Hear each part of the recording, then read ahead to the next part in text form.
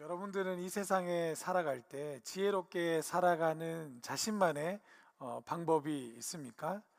지금 이 자리에 앉아 계시는 분들은 보통 30년 이상을 사셨잖아요. 그러면 자기 자신 나름대로의 이 세상을 지혜롭게 살아갈 수 있는 자기만의 독특한 방법이 있을 것입니다. 제가 이 서점에 가서 책을 좀 찾아봤습니다. 어떻게 하면 세상을 좀 지혜롭고 또 현명하게 살아갈 수 있을지 관심이 생겨서 이렇게 서점에서 검색을 좀 했는데요. 이러한 주제를 공부하고 배우면 세상을 지혜롭게 살아갈 수 있다라고 그렇게 섹터가 이렇게 쭉 나오던데 어떤 것이 나왔냐면 이렇습니다. 자기 이해와 성찰, 그리고 다양한 시각과 관점, 그리고 지속적인 학습과 성장, 도덕적 원칙과 윤리적 가치, 그리고 문제 해결의 능력, 공감과 대인 관계, 그리고 유연성과 적응력, 좀 많죠. 이런 걸 다 습득을 하면 세상을 좀 지혜롭게 살 수 있다라고 이렇게 소개하고 있었습니다. 물론 이 다양한 것들을 많이 배우고 또 익히고 습득한다면 이 세상을 지혜롭게 살아가는데 아마 약간이라도 도움이 될 것입니다. 저도 한 40년 가까이 이 땅에 살아오면서 세상적인 일도 많이 해봤습니다. 뭐 자동차 판매업도 해보고 또 신문도 배달해보고 또 배민으로 또 일도 한번 잡아보고 여러 가지 일도 해봤습니다. 그리고 그렇게 일을 하면서 다양한 사람도 만나보고요. 또 이렇게 목회를 하면서 제가 느끼는 이 세상을 지혜롭게 살아가는 방법은 제가 느꼈을 때는 센스와 눈치가 있어야 이 세상을 지혜롭게 살아갈 수 있겠구나라는 것을 저는 알게 됐습니다. 제가 이것을 어떻게 알게 되었냐면 이렇게 사람을 만나고 같이 이야기도 해보고 업무도 같이 해보니까요. 많은 사람과 같이 어울리다 보니까 제가 한 가지 발견되는 게 있었습니다. 그게 뭐냐면 항상 두 부류의 사람이 있더라고요. 업무를 같이 해보니까 일을 굉장히 잘하고 또 관계도 좋은 사람이 있는 반면에 또 어떤 사람은 조금 부족하고 같이 이렇게 업무를 하기에 힘들어하는 그렇게 좀 답답한 그러한 스타일의 사람도 있었습니다. 제가 또 관찰하는 걸 좋아해서 이 두 부류를 제가 또 유심히 잘 봤습니다. 과연 이 두 사람의 그 차이는 뭘까 이렇게 쭉 보고 있었는데요. 이 둘에게는 제 나름대로 봤을 때 극명한 차이가 있었습니다. 그게 뭐였냐면 센스와 눈치였습니다. 예. 그러니까 일을 잘하고 어떤 사람과 관계를 잘 맺는 사람들은 센스와 눈치가 대단하다는 것을 알게 됐습니다. 그러니까 이게 어떻게 적용이 되냐면 센스하고 눈치가 있는 사람들은 사람과 대인 관계도 잘 맺고요. 또 좋은 말을 해줘서 그 사람이 기분 좋게 한다든지 아니면 힘든 상황에서도 유연한 말로 이렇게 분위기를 좋게 해서 항상 좋은 결과가 나올 수 있도록 늘 노력하는 사람이 센스가 있고 눈치가 있구나라는 것을 알았습니다. 그래서 항상 칭찬받는 말도 하고요. 상대방을 세워주는 말도 하고요. 적세적소에 좋은 말을 하고 좋은 행동을 함으로 사람들에게 인정받는 모습을 발견했습니다. 그래서 제가 봤을 때 세상을 좀 지혜롭게 살아가는 데 있어서 센스와 눈치는 필수품이구나라는 것을 제가 알게 됐습니다. 그러다가 우연히 그 영화배우 차승원 씨가 인터뷰한 것을 본 적이 있는데요. 이 차승원 씨가 사회생활 꿀팁이라는 명언을 남겼는데 어떤 말을 했냐면 이런 말을 했습니다. 능력이 없으면 열정이라도 있어야 하고 열정이 없으면 겸손해야 하고 겸손하지도 못하면 눈치라도 있어라. 이렇게 얘기했습니다. 그러니까 좀 공감이 되는 거예요. 어, 차승원 씨의 사회생활 꿀팁이라는 이야기를 들으면서 내가 생각했던 부분과 굉장히 비슷하구나. 저 진짜 많이 공감했습니다. 나도 그렇게 생각했는데 이분도 세상을 살아갈 때 지혜롭고 또 어떻게 하면 사회적인 생활을 잘할 수 있을까라는 자기 나름대로의 생활을 겪으면서 느꼈던 결론이 아마 그 문장이었지 않았을까. 그러면서 마지막이 눈치였는 걸 보면서 역시 저도 나름대로 공감하고 생각했던 것이 비슷하구나라는 사실을 다시 한 번 더 깨달았습니다. 사랑하는 성도 여러분, 오늘 본문에 보시면 죽을 위기에 놓여 있는 한 가정의 이야기가 나옵니다. 이 가정은 현재 남자의 죽음으로 인해서 여자가 가정의 모든 짐을 짊어져야 하고 또 두 아이를 키워야 하는 상황입니다. 그런데 문제는 어떻게 된 것인지는 잘 모르겠으나 이 여성은 큰 빚을 지고 있었습니다. 어느 날 빚쟁이들이 찾아와서 이 여인에게 돈을 갚지 않았으니 당신의 두 아들을 가져다가 종으로 삼겠다라고 이렇게 이야기합니다. 그 이야기를 들은 여성은 다급해지는 거예요. 다급해져, 다급해진 여성이 자기 자신을 도와줄 사람을 찾습니다. 그러다 발견한 사람이 누구입니까? 바로 엘리사 선지자입니다. 이 여성은 엘리사에게 도움을 요청합니다. 우리 다 같이 오늘 말씀 2절 말씀을 함께 한번 읽어볼까요? 함께 읽습니다. 시작.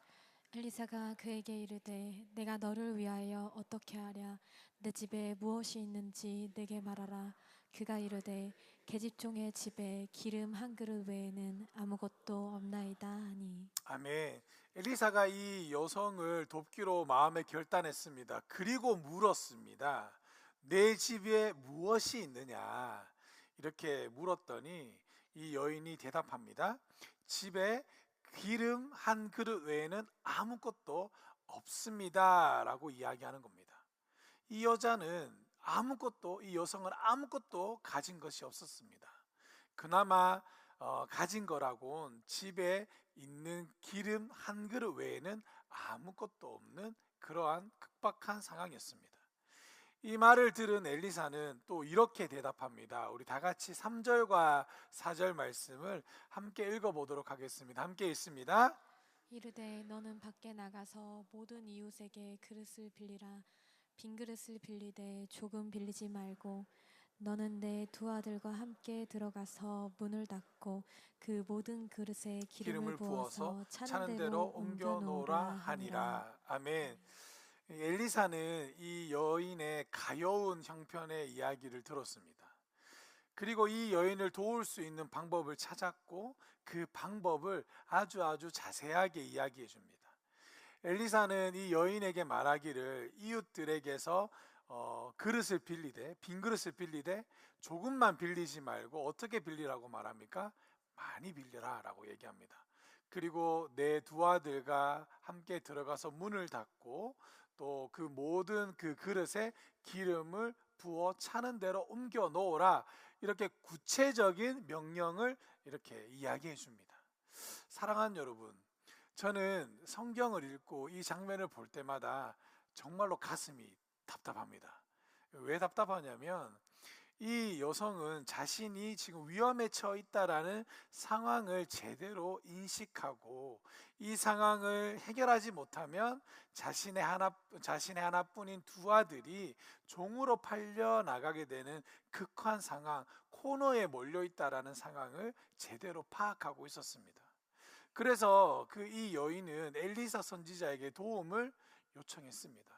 그랬던 엘리사 선지자가 여자에게 묻기를 집에 무엇이 있느냐는 질문에 여자는 기름 한 그릇 외에는 아무것도 없습니다 라고 말하고, 그러자 이 엘리사는 여자에게 이웃에게 그릇을 빌리되 조금만 빌리지 말고 많이 빌리고 두 아들과 들어가서 그 빌린 그릇에 기름을 따라 부어라 라고 이렇게 얘기합니다.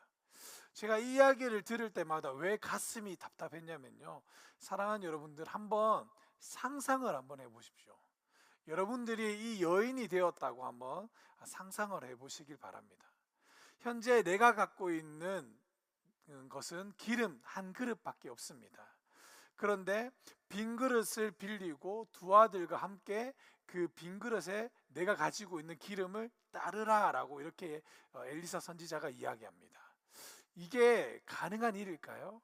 그릇은 많이 빌릴 수 있습니다만 내가 가지고 있는 기름은 한정적이니까 붙는다 할지라도 대충 계산해 보면 어느 정도 나올지 이미 예상이 딱 되는 겁니다.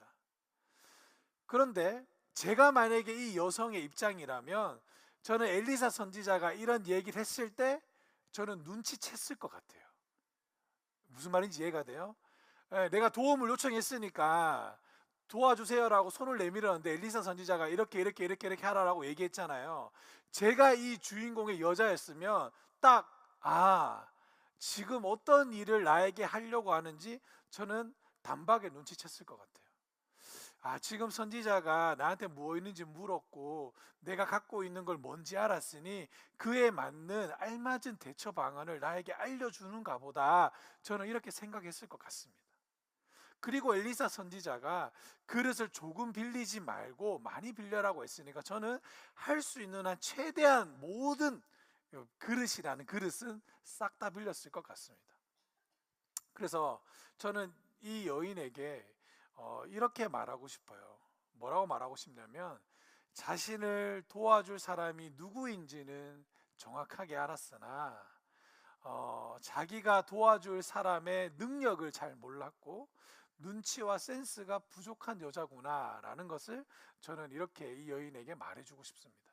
그래서 저는 성경을 읽을 때마다, 이 본문을 읽고 묵상할 때마다 답답한 겁니다.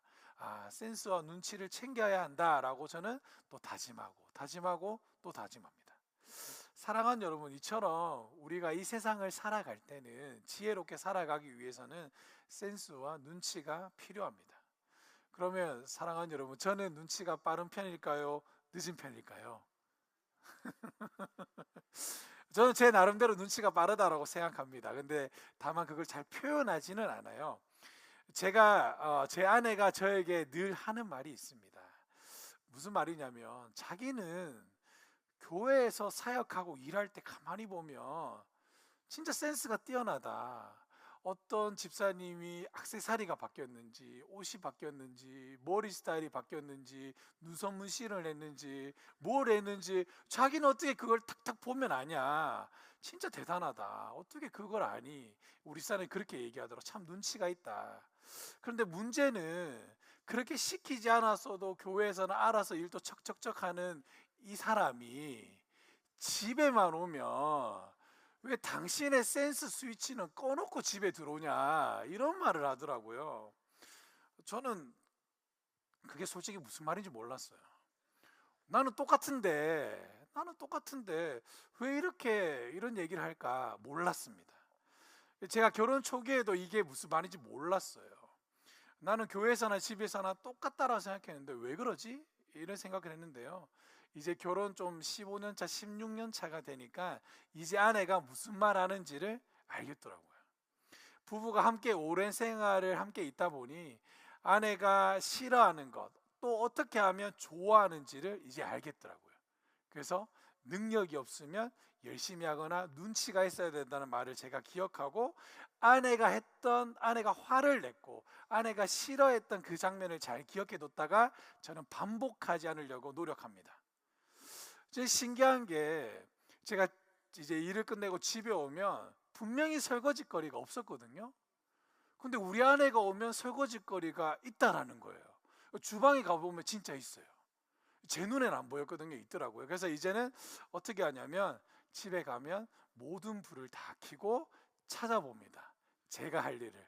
주방에 들어가 보고, 또 욕실에 들어가 보고, 또 아이들 방에 들어가 보고, 청소기를 찾고, 그렇게 열심히 이렇게 제가 나름대로 와이프를 기쁘게 해주는 방법을 제 나름대로 찾고 있습니다. 사랑하는 여러분, 오늘 본문에 나오는 이 여자는 자신의 위기 상황을 돌파해 줄 사람이 누구인지는 알았으나 엘리사의 이 말씀을 이해하는 센스가 발동하지는 않았습니다.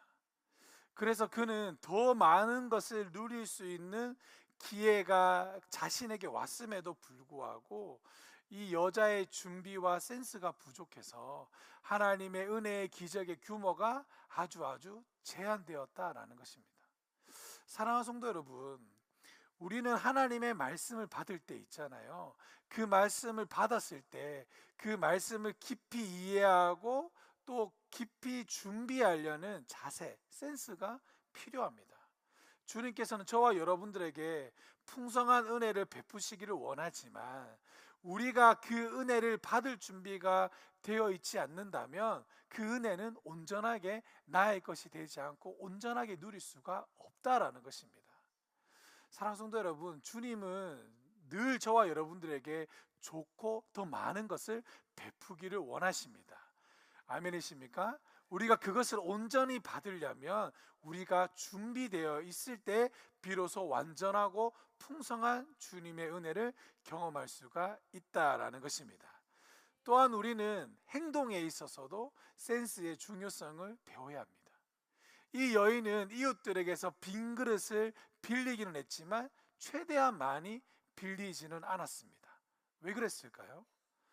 엘리사가 어떻게 우리 가정에게 능력을 베풀지 눈치껏 센스로 알았다면 그는 더 많이, 아주 많이 빌렸을 것입니다. 그릇의 모양을 따지지 않고 그릇이 어떠한 형태든 따르지 않고 아마도 많은 그릇을 모았을 것입니다. 사랑하는 성도 여러분, 이것이 우리의 삶에도 똑같이 일어난다는 것을 아십니까? 우리의 삶에서도 저와 여러분들이 주님의 말씀을 받을 때 그 말씀에 따라 행동하는 센스가 필요하다라는 것입니다. 눈치가 필요하다는 것입니다. 우리가 힘들고 어려운 상황 속에서 이것을 이겨내기 위해 기도하는데 기도하면서 과연 이 일이 내 안에 일어날까? 그리고 이 기도 응답이 진짜로 내 안에 확실히 일어날까? 이러한 의심이 아니라 이렇게 기도하고 하나님께서 베푸실 은혜에 확신하면서 말씀에 순종하고 행동하는 센스가 필요하다라는 것입니다. 우리는 주님의 말씀에 듣고 순종하며 그 말씀을 통해 주어질 축복을 준비해야 될 줄 믿습니다. 저는 이걸 경험하면서 많이 깨달았어요. 저는 하나님의 말씀에 조금이라도 감동이 오면 귀를 기울이고 들으려고 많이 실천합니다.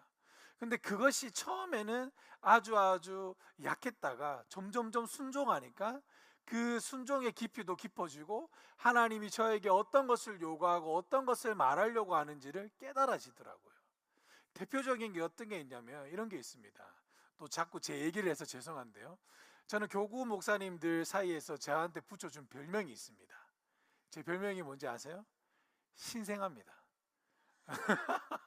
왜 신생아냐면 잠을 많이 자요. 제가 저녁 9시만 되면 잠을 자야 됩니다. 못 버티겠어요. 저녁 9시만 되면 잠을 자야 돼요. 그래서 저뿐만 아니라 저희 가족들 모두는 9시 되면 잘 준비하고 10시 되면 다 자야 됩니다. 이거는 저뿐만 아니라 우리 가족들 모두가 다 일찍 자요. 다 신생아예요. 우리 가족들은 다 일찍 자는데요. 그러다가 갑자기 잠자리에 들어도 잠이 오지 않는 경우가 있어요. 잠이 안 올 때가 있습니다. 그러면 꼭 어떤 사건이 발생합니다. 저는 심리 프로젝트를 담당하고 있습니다. 이 심리 프로젝트를 맡고 있으면 항상 긴급전화 185-4620 전화번호를 이렇게 긴급전화에 대비해야 되는데요. 그런데 신기하게도 일찍 잠자리에 늘 들던 제가 어느 날 잠이 안 와서 뒤척이고 있으면 반드시 긴급전화가 옵니다. 정말로 신기해요. 그리고 이럴 때도 있어요. 잠을 자요. 제가 잠을 자면 카톡, 문자, 전화 잘 못 받아요. 근데 진짜 신기한 건 뭐냐면 제가 거짓말하는 게 아니라 진짜 신기한 게 뭐냐면 긴급전화로 오면 그 전화 벨소리는 제 귀에 들려요. 이게 진짜 신기해요. 그 목사님 벨소리가 다른 게 아닙니까? 아니, 똑같아요. 똑같은데 그 전화는 신기하게 들리고 깨어져요. 제가 거짓말하면 안 되잖아요. 우리 와이프가 증인입니다. 자다가 제가 전화를 받아요. 사랑하는 여러분, 처음에는 저도 이건 아니겠지, 그냥 우연일 거야 이렇게 생각했거든요. 근데 이게 반복이 돼요. 그리고 여기에 차근차근 순종하면 순종할수록 하나님이 저에게 보내주시는 그 응답의 사인은 아주 크다는 것을 발견하게 됩니다. 사랑하는 성도 여러분, 저는 여러분들이 아주 작은 하나님의 말씀이라 할지라도 그것이 여러분들의 마음 속에 또 여러분들의 가슴 속에 생각 속에 응답이라는 것이 왔다면 그것을 기억했다가 실천하고 순종할 수 있는 축복이 있기를 주님의 이름으로 간절히 축복하고 소망합니다. 그런데 이게 왔다고 해서 그냥 여러분들 바로 되는 게 아니에요. 중요한 건 뭐냐면 센스라는 게 있어야 되는 겁니다. 눈치라는 게 있어야 되는 겁니다. 하나님이 여러분들에게 말씀으로 푸시해 주고 있는데 내가 무감각하면 이걸 깨달을 수가 없다라는 겁니다. 저는 진짜로 축복하기를 우리 용인제일교회 성도님들은 하나님의 말씀에 센스 있게 눈치껏 반응할 수 있기를 주님의 이름으로 간절히 축복하고 소망합니다. 오늘 본문에 등장하는 여인도 보세요. 오늘 말씀에 등장하는 여인도 말씀에는 순종했습니다. 그릇을 가지고 오라는 그 말씀에는 순종했어요. 또 기름을 따라 부어라는 그 말에도 똑같이 행동에도 순종했습니다. 그러나 안타깝게도 이 여인에게 센스와 눈치가 있었더라면 하나님께서 베풀어 주시는 놀라운 축복이 더 크게 임했을 거라고 저는 확신합니다. 저는 목회하면서 성도님들을 많이 만나잖아요. 많이 만나고 신방하고 이야기할 때마다 저한테 드는 안타까운 생각이 한 가지 있습니다. 그 안타까운 생각이 뭐냐면 성도님들이 자신의 처해져 있는 환경을 바라보니까 하나님은 크신 하나님인데 나의 생각과 나의 이 좁은 틀 안에 그 하나님을 가둬놓는 경우를 많이 봅니다. 이게 진짜로 안타까워요. 조금만 더 생각의 폭을 넓히고 조금만 더 하나님 앞에 순종하는 모습을 보여준다면 하나님은 전지전능하시기 때문에 무한하시기 때문에 모든 것을 쏟아 부어줄 수 있음에도 불구하고 내가 작은 생각, 내가 작은 경험한 것 그리고 내 안에 있는 작은 틀에 갇혀서 하나님을 작게 생각하고 그 틀 안에 하나님을 가둬놓는다라는 겁니다. 그러니까 내가 받은 그 하나님의 축복이 작은 거예요. 우리 교구안에도 많은 성도님들이 기도합니다. 많은 성도님들이 기도하는데 받는 복은 작을 때가 있어요. 그러면서 묻는 겁니다. 목사님, 제가 이렇게 많이 기도하는데 왜 나에게는 기도 응답이 부족할까요? 그리고 또 묻는 분들도 있어요. 목사님은 어떻게 그렇게 공개적으로 이런 일이 진행될 거라고 그렇게 확신하고 이야기합니까? 제가 저번에도 얘기했잖아요. 저희 와이프 용인에서 그 일산에서 이렇게 반드시 올 거라고. 올 거라고 얘기했는데 그렇게 됐잖아요. 어떻게 그렇게 될 수 있냐라고 많은 분들이 물어봐요. 저는 확신이 있었습니다. 왜냐하면 경험했거든요. 사랑하는 성도 여러분, 하나님은 전지전능하고 무한하시는 분이에요. 내 생각과 내 경험과 내 관점 틀 속에 가둬버리면 그 하나님은 내 안에 갇힌 하나님밖에 되지 않는다라는 겁니다. 여러분들, 내 하나님을 내 틀 안에 갇혀놓지 마세요. 생각의 폭을 넓게 하시고 생각의 폭을 넓게 하시되 하나님 앞에 말씀에 순종할 수 있는 여러분들이 되기를 주님의 이름으로 간절히 축복하고 소망합니다.